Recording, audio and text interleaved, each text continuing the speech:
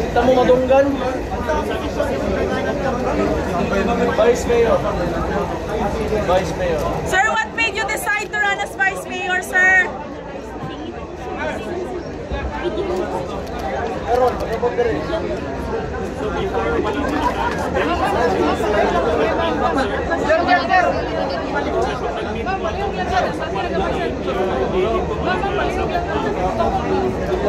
Actually, over the past days, meron pa sa'yo mga changes. Ako na din, final ko lang naisip ko. Asa tanaw na mo mayo, importante lang. Nakakuha, kung natuto lang nato, utal kay election pa na kampanya, mga kampanya magitatanan. So, boto na lang ito, pastoryawon. Ana na lang.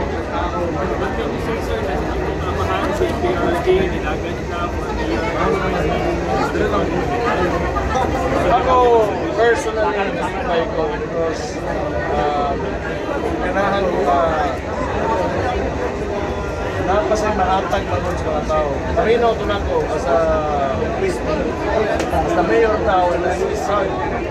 Marinaw na ko, napagit sa wisdom na mahatag sa mga tao, mga this form of governance ay very rare, very wide. Sobrang effective din kayo. Sa makita nato sa katugin ng servisyo din sa Davao. And I believe, kagandong nalipay, balik ng mga gagawin. So, nalipay na ko kuhan. Ang mga tawhana, mga taga-Davao, nalipay sila na balik na pinalangga na ito. Former President, former Mayor of the Race Davao. First time na yung sa Duterte plan niya. Expect natin sa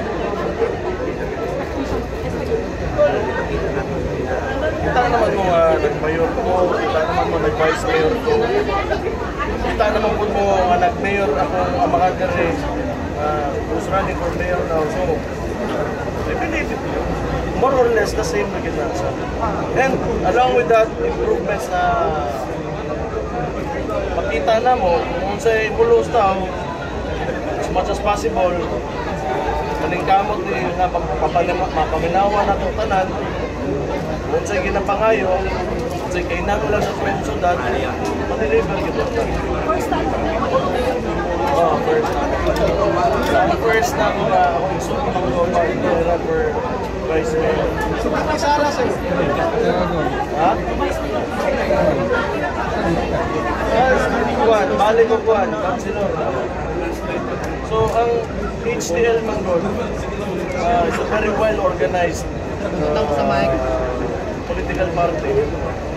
So, ang among boss, among amo, na hierarchy na in every organization.